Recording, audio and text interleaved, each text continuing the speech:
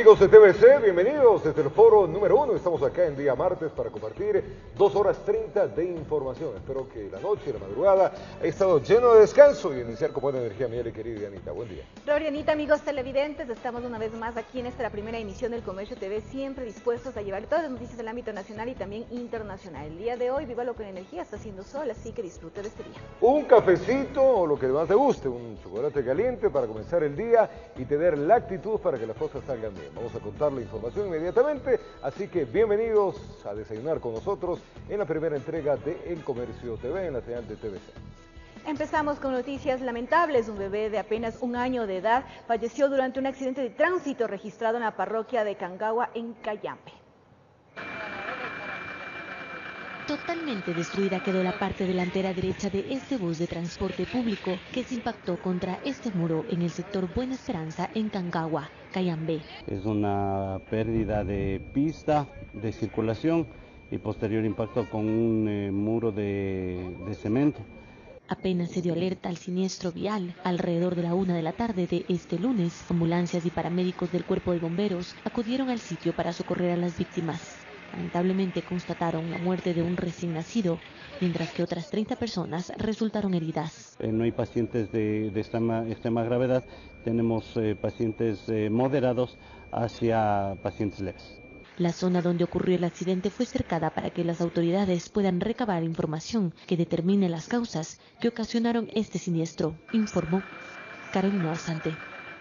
En otras informaciones, más de 70 kilos de cocaína fueron decomisadas en el sector de San Mateo al ingreso a la ciudad de Esmeraldas.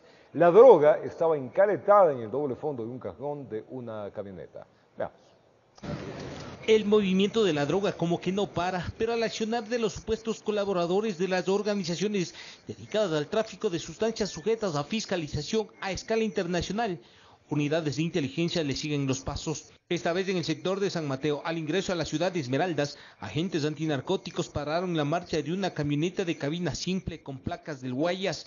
Información reservada advertía que transportaba un importante cargamento de cocaína que tenía que llegar a las costas esmeraldeñas. Está reforzado, inclusive la plaza de la subzona de Esmeraldas está reforzada en este momento con más de 644 policías de unidades especiales del Grupo de Intervención y Rescate del GOE, GEMA, CRAC, unidades de investigaciones y de inteligencia. En el vehículo viajaban 2 personas, una mujer y el conductor. Supuestamente estaban llegando a Esmeraldas. En el balde de la camioneta adecuaron un doble fondo para construir caletas donde acomodaron los bloques tipo ladrillo. En total 63 paquetes de clorhidrato de cocaína. La droga habría ingresado del país vecino por Lago Agrio, procedente de Ipiales, Colombia. Las autoridades policiales hablan de nuevas rutas que estarían utilizando las organizaciones narcotraficantes debido a la presencia de la fuerza pública, especialmente a lo largo de los cantones San Lorenzo y Eloy Alfaro, provincia de Esmeraldas. Tenemos controlado a raíz del estado de emergencia, el estado de excepción que tenemos acá, tenemos controlado todo lo que es San Lorenzo y Eloy Alfaro. Entonces los narcotraficantes optaron por otra vía, que en este caso sería Lago Agrio, Sucumbíos y también por Ipiales. En 2 meses y medio del estado de excepción que rigen los 2 cantones fronterizos, se han decomisado 20 armas de fuego, 144 municiones, 8.155 galones de precursores químicos, 7.936 galones de gasolina, 2.750 galones de acetato, 948 de diésel y más de 1 tonelada de droga, informó Iván Casamen. A 5 años de prisión fue sentenciado un profesor por haber abusado de una menor en un colegio de Guayaquil. El acusado reconoció haber cometido el delito y se acogió al procedimiento abreviado.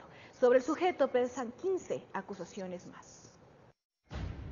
De las 15 denuncias que se siguen en contra del profesor de música de un establecimiento educativo del norte de Guayaquil, se dictó sentencia en uno de los casos. Se ha emitido ya por parte del juez de la causa una sentencia de 5 años en contra del señor. Es una sentencia legal, constitucional, procedente. Para someterse a un procedimiento abreviado es porque la persona se está declarando culpable. En el caso de abuso sexual por menores de 6 años es de 7 a 10 años. Como el señor se sometió al procedimiento abreviado, se le da una rebaja de 1/3 de la pena. El señor fue sentenciado a 5 años y también se le obliga integral a la madre del menor de 40 salarios básicos. Se le dio sentencia de 5 años, para mí es poco, por todas las cosas y por todo el daño que le ha hecho a todos esos niños.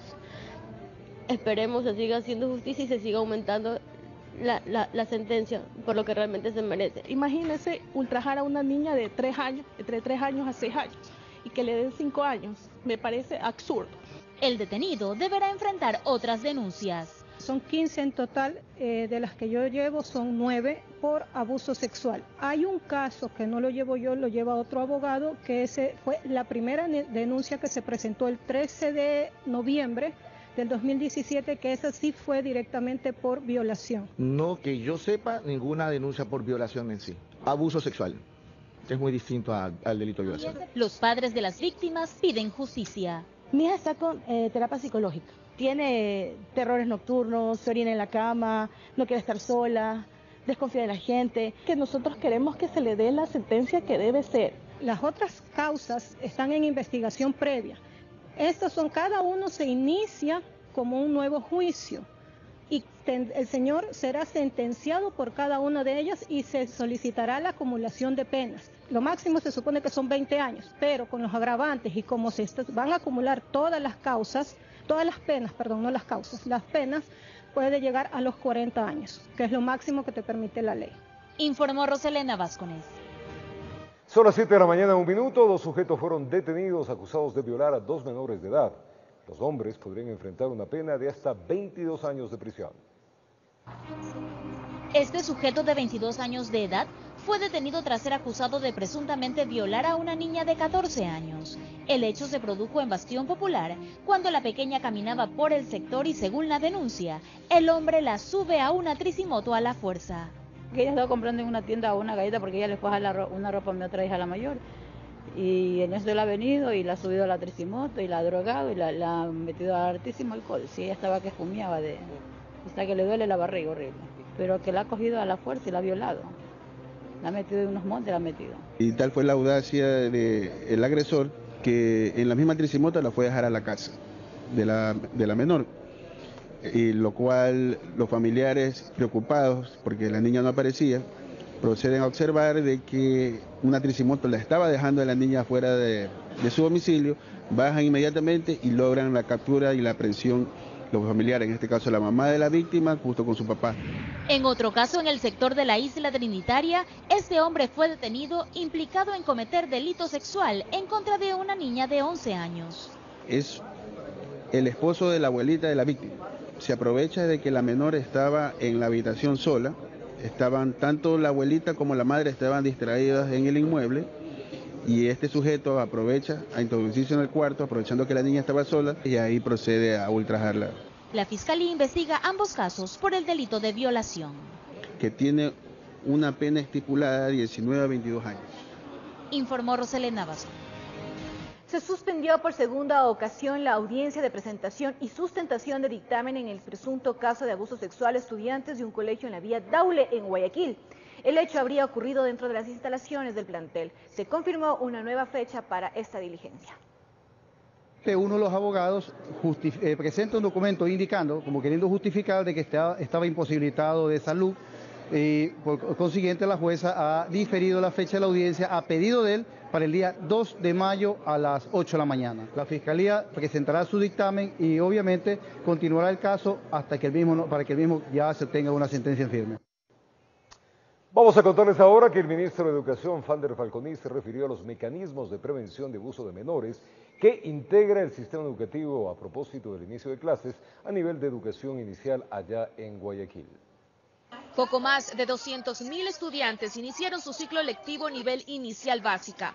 En Guayaquil, el ministro de Educación habló de acciones claras tomadas desde esa cartera de Estado para precautelar la seguridad de los estudiantes y prevenir casos de abuso sexual, como los que salieron a la luz el año pasado. Generando una política de transparencia en información, sanción cuando la tiene que haber en el ámbito administrativo y penal, restitución de derechos para acompañar a aquellas víctimas y a sus familias cuando ocurren estos casos lamentables que deben ser rechazados por toda nuestra sociedad, en los cuales debe haber una absoluta política de cero tolerancia. El Ministerio de Educación ha presentado 386 expedientes a la Fiscalía General del Estado, denuncias del sistema educativo, que corresponden desde el año 2014 a lo que va del 2018. Hemos ido ya en 3 ocasiones a dejar denuncias. Yo no descarto que dejemos más denuncias. A medida que nosotros vamos levantando la información, se van conociendo los expedientes, vamos precisando también las acciones a desarrollar. Hasta el primer semestre de este año se trabajará en la capacitación de más de 6.000 profesionales de los departamentos de orientación y bienestar estudiantil para delinear un plan de acción ante eventualidades que se presenten con los menores. Estamos trabajando en un convenio con Naciones Unidas, el Consejo de la Judicatura y la Fiscalía del Estado, por ejemplo, para tener solo una escucha especializada cuando ocurre un acto de violencia o de delito sexual, que no se le revictimice a un niño o adolescente. Además, el ministro estuvo presente en un colegio particular para analizar la posibilidad de replicar un modelo que le permite a los jóvenes trabajar en importantes empresas durante los últimos años de estudio. Informó Adriana Peralta. Y una mujer fue asesinada aparentemente por su conviviente en el cantón Durán, provincia del Guayas. En la escena del crimen se encontró un arma blanca. El sospechoso está en una casa de salud. Al parecer trató de quitarse la vida después del suceso.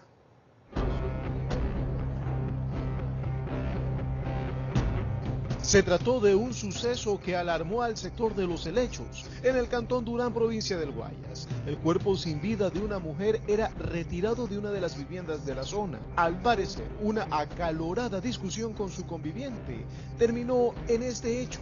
Inmediatamente autoridades de seguridad llegaron al lugar. Ha ocurrido un femicidio, el agresor se encuentra con lesiones también, está internado en terapia intensiva, está con custodia policial. Aparentemente se trata de una pareja de esposos que han tenido alguna discusión interna en el interior de su domicilio. Tiene varias cortes con arma cortopunzante. Policía en el punto, recolectando pistas. Se trata de esclarecer el móvil de este suceso. El caballero, asimismo, producto de este accionar, procede a herirse. El señor es trasladado inmediatamente al hospital Luis Bernaza. Moradores del sitio, impávidos, observaban lo que había ocurrido. De pronto me sorprendo que yo lo veo que anda con él cuando él estaba separado. ¿Qué tiempo tenían ya separados? O sea, se separaba por el motivo de que estaba internado en el hospital psiquiátrico. Creo que ha sido producto de la esquizofrenia.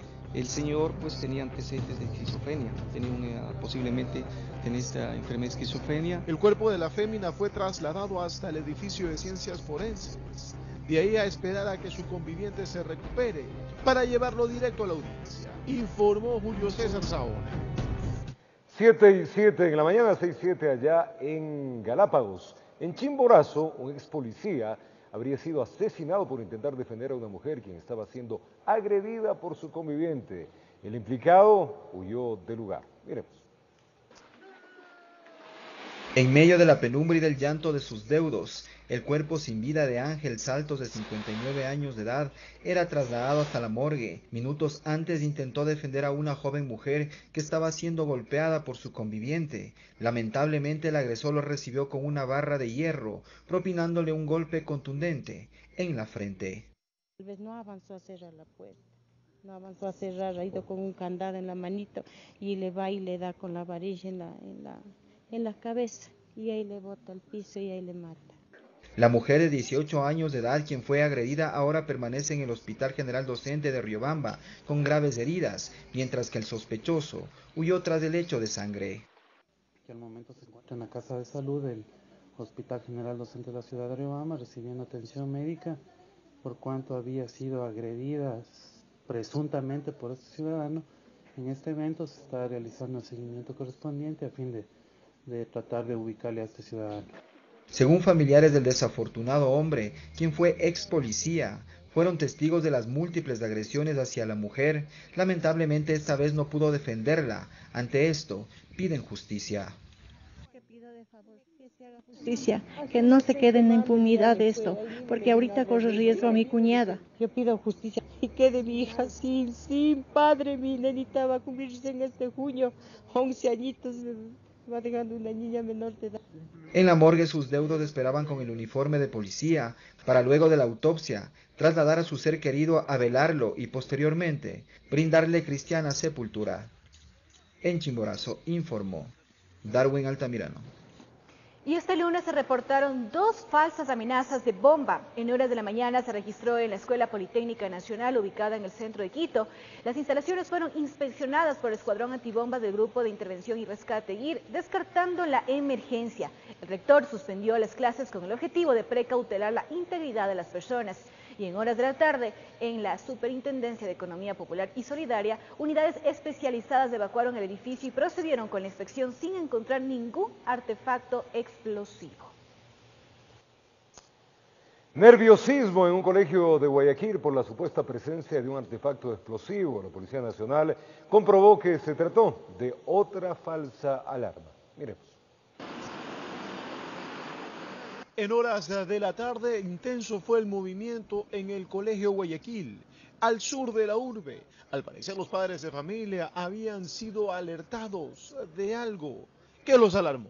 Porque supuestamente han puesto una bomba. No han dicho nada todavía.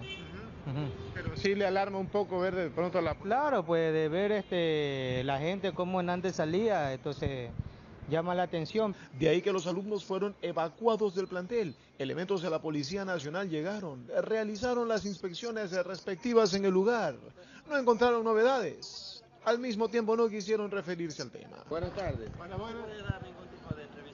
Nada. No, nada. Fue un susto que se suscitó al interior del plantel, convirtiéndose tan solo en un rumor, informó Julio César Saona.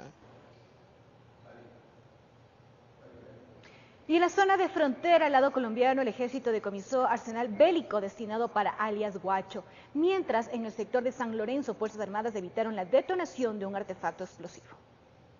El equipo de patrulla ecuatoriano encontró enterrado una caneca en cuyo interior estaba el explosivo listo para ser activado. La bomba de fabricación casera fue localizada cerca de la carretera de segundo orden que une San Lorenzo con la comunidad de Corriente Larga. Los expertos lograron la desactivación de la carga. Mientras al otro lado de la frontera una llamada alertaba a equipos de inteligencia militar cuya base está en Tumaco, desde donde se coordinan acciones contra el denominado terrorista del sur, alias Guacho, de la presencia de una pareja, un hombre y una mujer de 17 años que transportaba un arsenal bélico. Entre el armamento 4 fusiles, 45 minas antipersona, 40 kilos de explosivo ANFO, 4 fusiles, 4 pistolas, 22 proveedores, granadas de mano y material de comunicación. El arsenal fue localizado en la línea de frontera, al frente del sector en lado ecuatoriano conocido como el PAN. Supuestamente estaba destinado para la seguridad de Walter Arrizala, alias Guacho.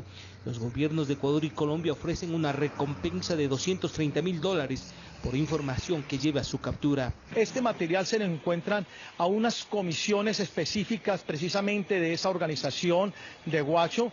De su parte, la policía colombiana informó que encontró en la zona de Nariño una bomba preparada supuestamente por alias Guacho y sus hombres, que buscaba afectar una caravana integrada por militares y policías. Estos elementos, según las investigaciones y según nuestro servicio de inteligencia, pertenece al Frente Oliver Sinisterra.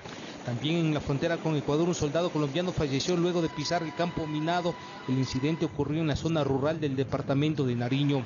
Zona donde delinque alias Guacho.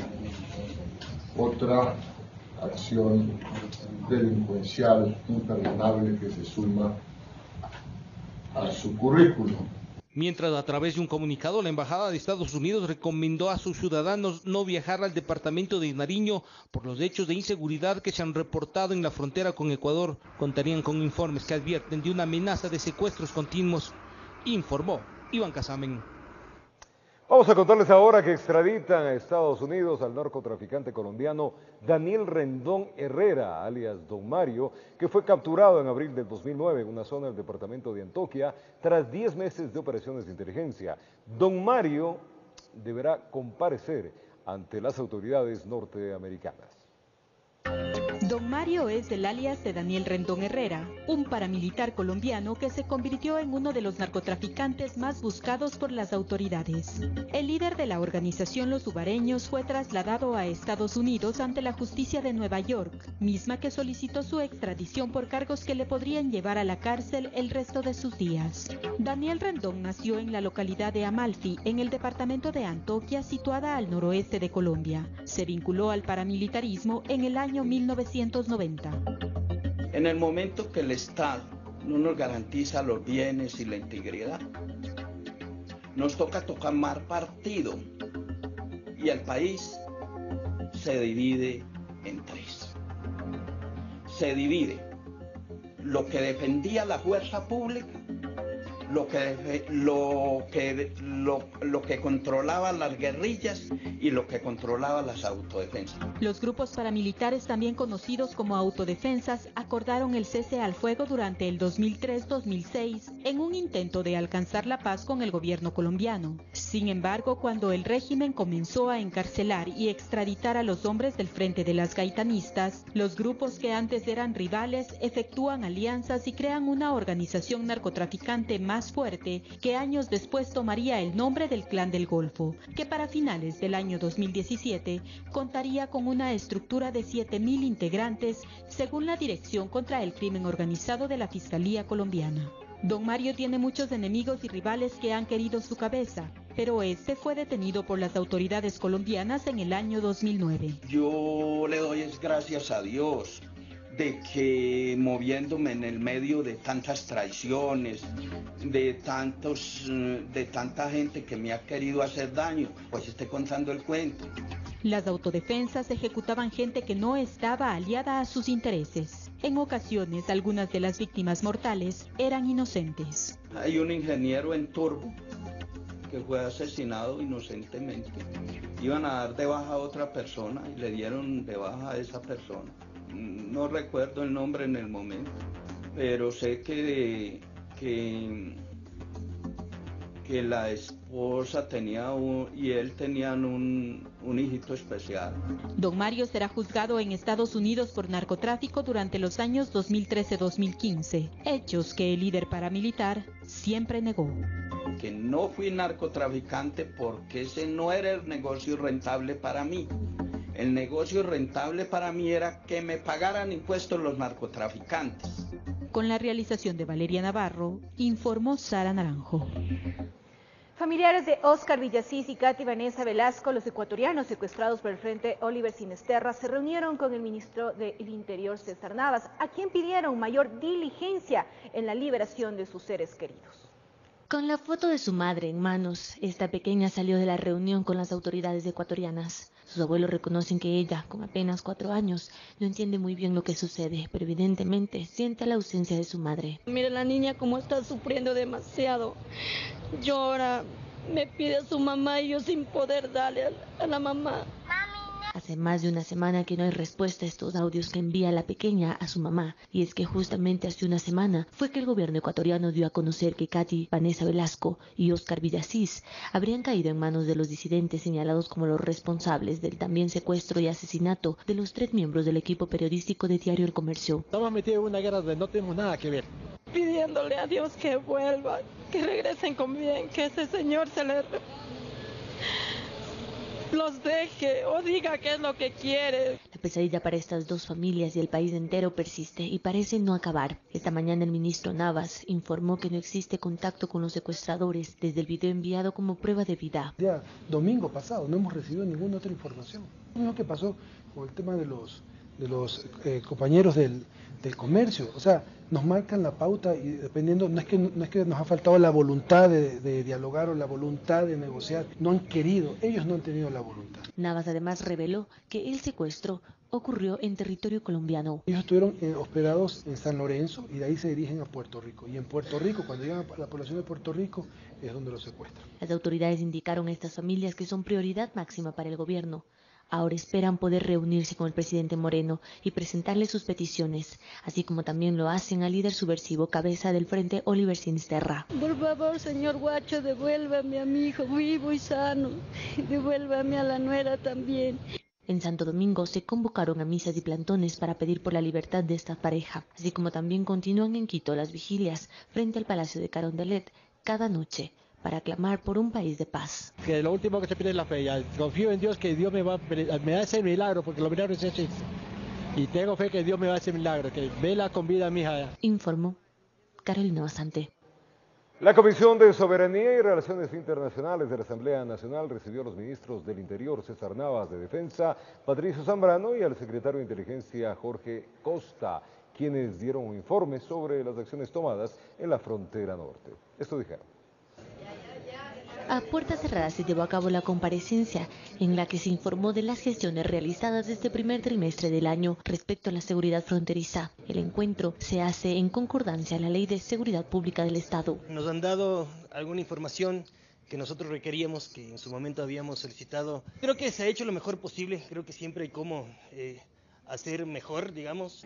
En la Asamblea también están de acuerdo en que este es el momento de unión que necesita el país frente a la ola de violencia en la frontera norte. La prioridad para todos es primero que las dos personas que se encuentran secuestradas hasta el momento regresen a sus hogares, puedan estar con su familia. De su parte, el ministro César Navas no descarta dar un paso al costado de cara al cumplimiento del plazo dado por el presidente Lenín Moreno para la entrega y captura de alias Guacho. La disposición de nuestro cargo está a órdenes del presidente desde el día que entró. El día que sabrá evaluar el trabajo que hemos realizado en la cartera de Estado. Navas asegura que existen asuntos pendientes en los que se trabajan, como la recuperación y repatriación de los cuerpos del equipo periodístico de Diario El Comercio asesinado por el Frente Oliver Sinisterra. En tanto, este martes se espera también la comparecencia en esta misma comisión de la canciller María Fernández Espinosa. Informó Carolina Basante. El presidente Lenín Moreno reiteró su decisión de haber terminado la participación del país como garante en el proceso de paz entre el gobierno colombiano y el Ejército de Liberación Nacional, ELN. De este y otros temas se refirió durante su cadena nacional. Mensaje del presidente. Durante su tradicional cadena nacional, el presidente Lenín Moreno se refirió a la salida de Ecuador como garante de las conversaciones entre el gobierno colombiano y el Ejército de Liberación Nacional, que se iniciaron en febrero del 2017. Creo que ha transcurrido un tiempo suficiente como para que el grupo guerrillero dé una clara señal de su deseo de firmar la paz, deteniendo actividades violentas como explosiones y secuestros. No lo han hecho. Por ello decidí que Ecuador no puede seguir siendo garante en esas condiciones. Y que se está reforzando la vigilancia en la frontera norte. Además de todas las medidas de seguridad, claro que habrá más educación, claro que habrá más salud. Vamos a emprender programas de desarrollo. Habrá producción porque nosotros construimos la paz así. Agradeció la unión de los ecuatorianos ante momentos difíciles. Y seguiremos trabajando sin dejarnos amilanar por el miedo. No nos dividirán. Los vamos a derrotar en paz y en unidad. Informó Adriana Peralta. 7:22 en la mañana, 6:22 en Galápagos. Representantes de organismos pro de los derechos humanos sugieren que se debe conformar una comisión que investigue el asesinato de los 3 miembros del equipo periodístico del Diario El Comercio. Analizarse también el secuestro de Óscar Villasís y de Katy Velasco, pero además examinar el contexto en el que se desenvuelve el conflicto en la frontera. Miremos. La conformación de una comisión independiente que investigue y analice el secuestro y posterior asesinato del equipo periodístico de Diario El Comercio, como fue la solicitud de sus familiares, es una acción que le da la oportunidad al gobierno de mostrar qué se hizo, pero también de tomar medidas correctivas y preventivas para saber qué hacer con el cautiverio al que están sometidos Katy Velasco y Óscar Villasís desde el pasado 16 de abril. Así lo señala Anaite Vargas, coordinadora de proyectos del Servicio Jesuita para los Refugiados, organismo que ha trabajado de cerca con las comunidades fronterizas. Puede ser un primer paso no solo para analizar qué pasó con las 3 personas asesinadas, sino también qué es lo que está pasando en ese territorio. Para Harold Burbano de INRES, la comisión debe, además de ser diplomática, incluir a un grupo técnico especializado para realizar una investigación in situ. Tiene que tener un apoyo técnico capacitado para poder investigar lo que pasó con los periodistas, pero además también lograr que luego de la investigación haya un resultado de judicialización. Los representantes de estas organizaciones en pro de los derechos humanos coinciden en que el análisis debe ir más allá, es decir, tratar de fondo el problema que desde hace muchos años es parte de la frontera. Ellos le llaman ausencia del Estado. Que en el marco de una investigación de contexto se puede establecer recomendaciones a los estados para retomar el control efectivo a través de una estrategia de seguridad, pero además del cumplimiento de derechos en la zona. Aunque señalan que la comisión no debería estar conformada por representantes gubernamentales, sí debería estar aprobada tanto por el gobierno del Ecuador como por el de Colombia, pues serán estos dos los que deberán colaborar en las acciones que se necesiten, tolerar críticas, pero sobre todo, responder por su accionar. En Quito informó Andrea Urbe. Varias organizaciones de la costa y sierra del país realizaron una caminata denominada Marcha por la Paz. Los ciudadanos aprovecharon la ocasión para solicitar el regreso de la pareja de ecuatorianos secuestrada en la frontera norte, la segunda semana de abril. Un país unido por la paz. Este lema cada día cobra más fuerza con las manifestaciones sociales que caminan por el centro histórico de Quito. Esta vez fue el turno de las agrupaciones de la costa, quienes decidieron llegar a la capital para sumar esfuerzos por evitar más actos violentos en el territorio ecuatoriano. No solo es buscar la paz, hay que mantenerla y hay que vivir esa paz. Y la paz solo se la puede vivir en unidad. Queremos nosotros hacernos notar que queremos la paz, queremos un Ecuador de paz. Un Ecuador unido como siempre ha sido. Cada uno de los integrantes de la caminata veían a su participación como una muestra de esperanza. Aún conmovidos por el asesinato de nuestros 3 compañeros periodistas, solicitaban al Estado garantizar el regreso de los 2 compatriotas aún secuestrados, además de seguridad para todos. Con esta marcha tratar de ablandarle el corazón a ese grupo de personas que tienen secuestrado a compatriotas ecuatorianos para ver si así se les remueve el corazón. Poco a poco los alrededores del monumento a Simón Bolívar, lugar de inicio de la marcha, fueron llenándose. Los grupos sociales se apoderaron del lugar a la espera de que las voces sigan sumándose en todo el Ecuador. En nuestro país queremos paz. Necesitamos paz, necesitamos tranquilidad, necesitamos justicia. Esto es un llamado a atención. Ecuador es un país de paz. La manifestación de paz llegó hasta la Plaza Grande, donde formaron parte del cambio de guardia, informó Sofía Vintimilla. Vamos a hacer una pausa en la primera emisión de Noticiero El Comercio TV en la señal de TVC para contarles al retornar que se dio inicio de la audiencia preparatoria de juicio contra 6 procesados en el caso de David Romo. Además, el gobierno se reunió con el sector empresarial de las zonas de frontera para trabajar en medidas que permitan la reactivación económica de estos sectores, especialmente de Esmeraldas. El desarrollo de esta información y mucho más al volver acá en El Comercio TV.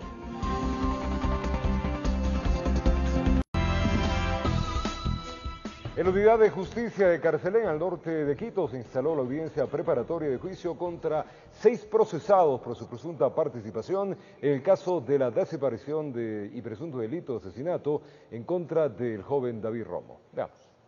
Después de casi 5 años, este lunes 23 de abril, se instaló la audiencia preparatoria de juicio en el caso por la desaparición del joven David Romo. Hemos de pedir que el señor juez enmiende estos vicios, porque no puede ordenar el señor juez la nulidad de todo y poner libre cuando de las investigaciones se determina que hay varios delitos que se han sabido cometer en esa clínica clandestina.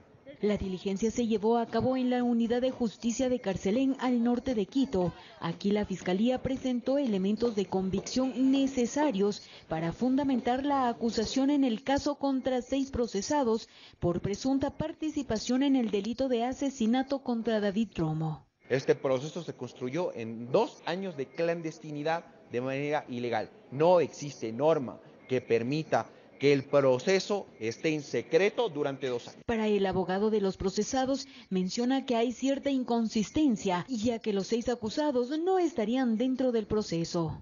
No están dentro del proceso y son inubicables. No se puede ubicar, no se sabe dónde están. Y solo la Fiscalía, en su momento de reserva, tuvo acceso a ellos. Y hoy, sorpresivamente, no se puede tener acceso. Por otra parte, los abogados de Alexandra Córdoba solicitarán al juez que reconozca la existencia de responsabilidad estatal por el delito de desaparición forzada de David Romo. Aquí hay responsabilidades penales del Estado ecuatoriano en nombre de todas las autoridades, incluido el presidente del Consejo de la Judicatura, el fiscal Galo Chiriboga y el actual fiscal Carlos Vaca Manchén. Recordemos que el 16 de mayo del 2013, David Romo desapareció cuando, según las primeras versiones, se embarcaba en un bus hacia su casa en la mitad del mundo.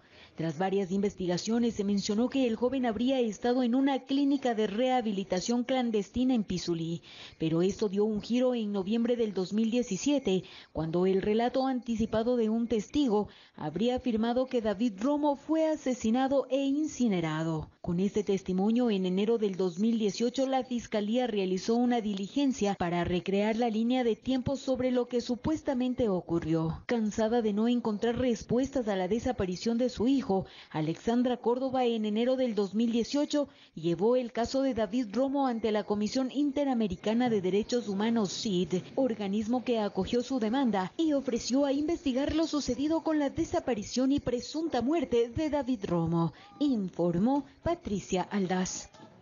Y en la Asamblea se espera que esta misma semana sea convocado el Pleno para definir el futuro del fiscal general del Frente de la Institución. Hay múltiples cabildeos ante la posibilidad de censurar o salvar a Carlos Vaca. En la Asamblea están a la espera de que la presidenta de la legislatura defina día y hora en el que el fiscal general deberá comparecer ante el Pleno en el juicio político.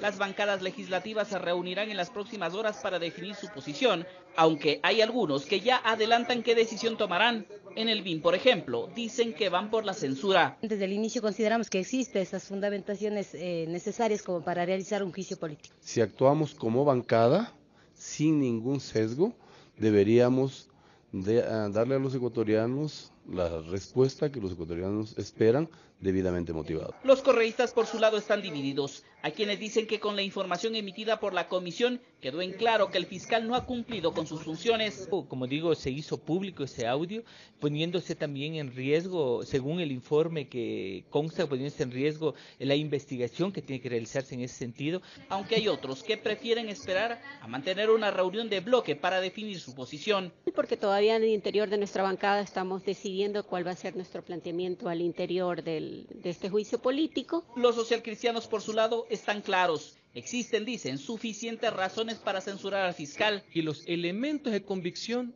existen. Las pruebas existen.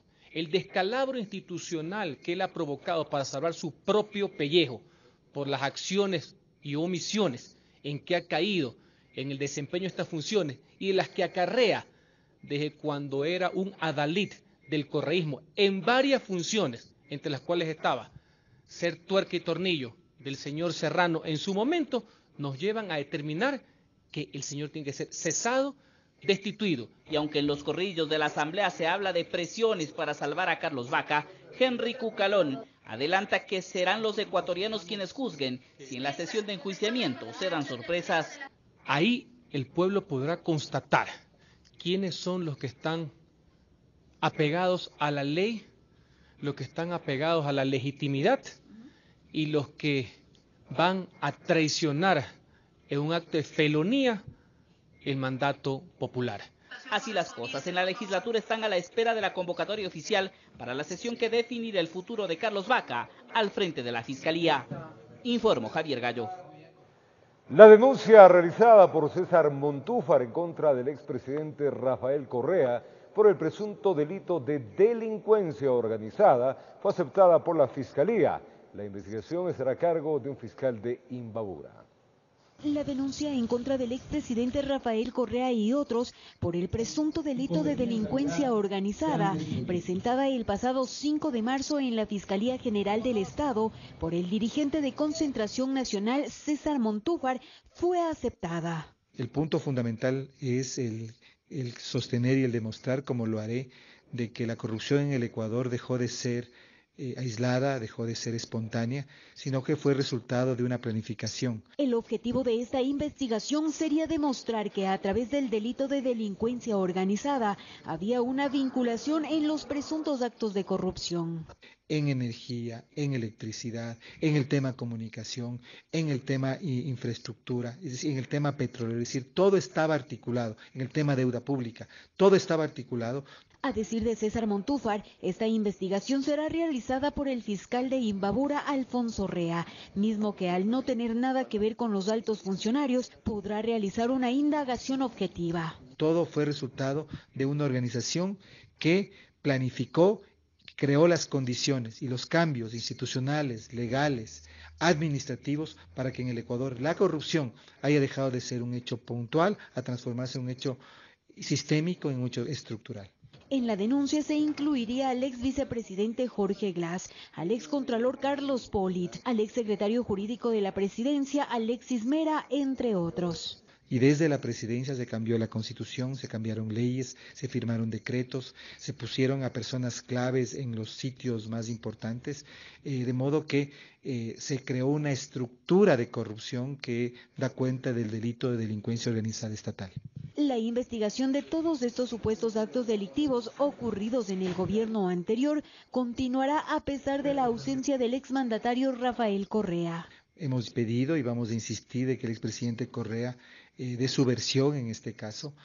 Vamos a pedir que los otros denunciados igualmente hagan lo propio. Informó Patricia Aldaz. Desde el Consejo de la Judicatura se rechaza el informe emitido por la ONG Human Rights Watch, que señala la supuesta injerencia política en las decisiones judiciales durante la época de Rafael Correa. Uno de los vocales del Consejo dice que el informe es sesgado. La ONG de Defensa de Derechos Humanos Human Rights Watch hizo público este pasado viernes un informe en el que aseguran que durante la década del gobierno del expresidente Rafael Correa hubo injerencia política en la justicia. La ONG asegura en una de sus conclusiones que las evidencias indican que altos funcionarios del gobierno del expresidente y el Consejo de la Judicatura han interferido en la resolución de casos de interés político para el gobierno, así como el nombramiento y la destitución de jueces. Y por eso hacen un llamado a las autoridades, pues deberían, dicen, llevar a cabo una investigación exhaustiva e imparcial sobre denuncias creíbles de injerencia política en el Poder Judicial. Este lunes, desde el Consejo de la Judicatura se responde, afirmando que el informe es político y sesgado. Eso habría que preguntarlo a quien elabora el informe, ¿no? ¿Cuáles son los intereses que tiene atrás? Para nosotros es un informe político y sesgado. Que no se ha podido demostrar, dicen hasta ahora, que las decisiones judiciales en el país hayan sido tomadas por injerencia política. Bueno, yo sin embargo sigo pensando que esas son opiniones respetables, aunque no las comparto, de distintas instituciones. No se ha presentado una sola prueba de que la utilización del error inexcusable haya sido con fines políticos, ni de ninguna metida de mano. Fíjense que hay casos que ahí están señalados que han sido sentenciados con ratificatoria de inocencia por parte de los imputados. Entonces, ¿de qué metida de mano estamos hablando? Que lo que se busca con este informe es tratar de deslegitimar a las autoridades judiciales, pero que ellos demostrarán con hechos su independencia. Y ante el posible llamado a un juicio político, Néstor Arbito asegura que responderán a este pedido si es aceptado por las autoridades de la Asamblea, pero que dejan en claro que han cumplido a cabalidad con sus funciones. Todo el mundo es libre de presentar las denuncias que deseen, deberán probarlas, ¿verdad? Y así también nosotros tendremos el derecho a la defensa, para traer también nuestros documentos de descargo. Informó Javier Gallo. Después de conocerse el fallo de la Corte Constitucional de restituir en el cargo a César Montaño como rector de la Universidad Andina Simón Bolívar, se ultiman los detalles justamente para este efecto. El 7 de mayo es la fecha en la que César Montaño ejercerá nuevamente y por 5 años la rectoría de la Universidad Andina Simón Bolívar. Su antecesor Jaime Breil anunció que dará un paso al costado para que así sea. No porque no pueda seguir o que no haya podido seguir yo en el gobierno de la universidad hasta completar mi legítimo periodo, sino porque decidí que hay momentos en los cuales lo colectivo, la protección de los derechos y de los intereses institucionales tienen que ir por encima de los individuos. Esta decisión se da después de que la Corte Constitucional declarara como inconstitucional el segundo inciso de la disposición transitoria 10ª de la Ley Orgánica de Educación Superior, que establece que no se puede ser rector de una universidad si el título de doctorado proviene de la misma, norma que hizo que en 2016 el Consejo de Educación Superior desconociera dicha designación de Montaño. En 2 años resolvimos el tema de nuestras asignaciones que nos corresponde por derecho constitucional. En 2 años resolvimos el tema de un avance académico, resolvimos todas las observaciones construidas que se habían hecho sobre la universidad y nos presentamos ahora sin amenazas a una nueva fase que comienza ahora. Por su parte, Montaño explicó que se están analizando qué vías podrían decantarse después del fallo en contra de exfuncionarios del gobierno de Rafael Correa. Estamos analizando a fondo la connotación de esa decisión judicial. Claro, lo lógico es que de este fallo surja un mensaje clarísimo para que no se vuelva a vulnerar la autonomía universitaria. Así, en medio de aplausos, Breil señaló que entró por la puerta grande y asimismo saldrá. En Quito informó Andrea Urbe. El gobierno se reunió con el sector empresarial de las zonas de frontera para trabajar en medidas que permitan la reactivación económica de estos sectores, especialmente en Esmeraldas. Los empresarios aseguraron que el comercio se habría reducido en un 40% tras la ola de atentados. La crisis que atraviesa la frontera norte se traslada a varios aspectos, afectando así, entre otras cosas, la actividad comercial. Así lo aseguran representantes del sector empresarial de las zonas fronterizas, especialmente de Esmeraldas, quienes con esas preocupaciones llegaron hasta Carondelet para participar de la sesión de trabajo destinada a crear una agenda de reactivación económica y productiva para estos sectores. La parte comercial, alrededor de 40% ha bajado la venta porque hay temor. Ha bajado el circulante con este tema que está actualmente viviendo la provincia. Porque yo vivo en San Lorenzo, yo trabajo todos los días de lunes a viernes. Cuando uno va al pueblo, los restaurantes están cerrados, los comercios están cerrados, el sector está parado. Inquietudes que fueron expuestas en la cita que estuvo presidida por la ministra de Industrias, Eva García, quien señaló que esta es la primera de muchas reuniones, pues además habrá un encuentro con el Consejo Consultivo Productivo y Tributario, además de establecer propuestas reales para así aplicarlas a través de las diferentes carteras de Estado, pero adelantó las acciones inmediatas. Con simplificación de trámites para comenzar, identificación de obstáculos que estén en este momento sufriendo las empresas, eliminar todo aquello que sea un obstáculo para la productividad y para la competitividad. En este marco informó que se suscribió un convenio de Mancomunidad del Norte, es decir, un convenio con las 4 provincias para generar un polo de desarrollo en la parte norte del país. Que incluye la presencia de zonas especiales de desarrollo, sedes orientadas a exportación, así como de parques industriales, ecoparques, conglomerados y toda serie de tipo de desarrollo territorial que sea acreedor a incentivos de tipo tributario, arancelario y de lo que nos propongan los empresarios y pueda ser estudiado, ¿no?, para desarrollar la producción. Sin embargo, uno de los temas que preocupa a los empresarios es la seguridad, factor que desde su punto de vista permite la llegada de nuevas inversiones. Pero por lo pronto, dicen que hay que proteger la inversión que ya se encuentra en territorio. Frente a ello, la ministra no dio mayores detalles, indicó que este tema está en manos de las autoridades competentes. Pero el rol importantísimo aquí del Estado es justamente garantizar esa seguridad para que esas operaciones que ya están allí, que han estado por más de 20 años, con inversión, con convicción, generando desarrollo, puedan mantenerse. La ministra culminó indicando que se han identificado 14 productos que necesitan apoyo y medidas urgentes para reactivar su actividad, por lo cual este martes presentarán una propuesta al presidente Lenín Moreno. En Quito informó Adriana Rojas. No se olviden, vamos a retornar a nuestro país y quería invitarles a que no se olviden de bajar la aplicación Blindos Chat o Blindos Chat. Esta aplicación le da seguridad a la hora de entablar sus conversaciones. Totalmente encriptado, no permite que absolutamente nadie revise lo que usted tiene en sus contenidos y algo importante cuando está teniendo conversaciones que solamente a usted le interesa. Blindos Chat trabaja no clavado con su red o su línea telefónica, ni tampoco con, en este caso, su correo electrónico.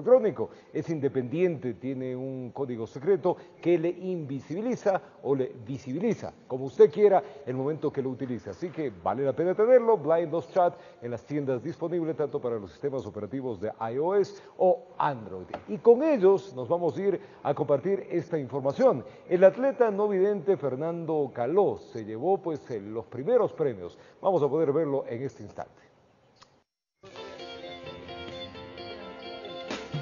Él es Fernando Caló, tiene 35 años, es no vidente y amante del deporte, su pasión el atletismo.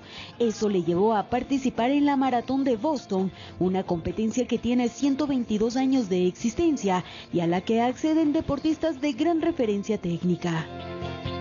quien me motivó, mi esposa, mis hijos, y gracias a Dios, a pesar de todo eso, me dieron la confianza y me supieron apoyar. Realmente nos sentimos muy orgullosos porque Ecuador quedó en podio. Fernando fue el ganador de esta carrera. Se colocó en el primer puesto en su categoría de atletas con deficiencia visual. Él comenta que no fue fácil por el clima y otras adversidades, pero su deseo de triunfar lo llevó al éxito. Kilómetro 36-37, mi guía me dice, Daniel, vamos Calito, que le tenemos a 2 metros, como que me motivó, igual gracias a Dios también me subí de la autoestima y lo pudimos pasar y pudimos por lo menos traer el triunfo, que es el primer lugar de la Maratón de Boston. Su entrenador Freddy Momposita relata que Fernando es un ejemplo de responsabilidad y constancia. Él corrió un promedio entre 160 a 170 kilómetros semanales con una dosificación de la carga dependiendo de los macro, meso y microciclos de trabajo. Pero este hombre luchador y lleno de sueños no es solo atleta. Él es padre de familia de 4 pequeños y el motor principal para seguir adelante es su esposa.